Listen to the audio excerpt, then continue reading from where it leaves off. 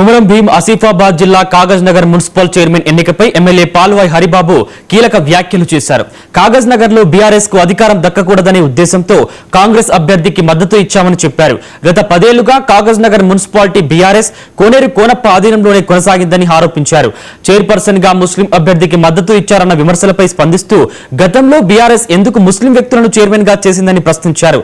తమకు పూర్తి మెజారిటీ వస్తే హిందూ మహిళను చైర్పర్సన్ గా నిలబెట్టేందుకు హామీ ఇచ్చామని తెలిపారు. పట్టణ అభివృద్ధి దృష్ట్యా కులమతాలకు అతీతంగా కాంగ్రెస్ అభ్యర్థికి మద్దతు ఇచ్చామని ప్రజలు అర్థం చేసుకోవాలని ఎమ్మెల్యే కోరారు.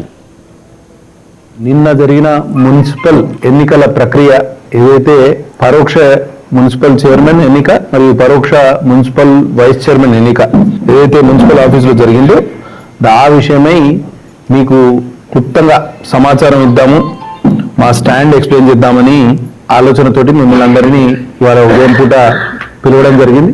అందరికి కూడా ధన్యవాదాలు. షార్ట్ నోటీసులో ఇచ్చేసిన మీ అందరికి కూడా, పత్రికా మిత్రులందరికీ కూడా, చైర్మన్ గా ఎన్నికైన షాహిన్ సుల్తానా గారికి, వైస్ చైర్మన్ గా ఎన్నికైన డాక్టర్ అనిత గారికి ఇద్దరికి కూడా శుభాకాంక్షలు తెలియజేస్తున్నాం. పట్టణ అభివృద్ధిలో మీరు కీలకంగా వ్యవహరించాలి.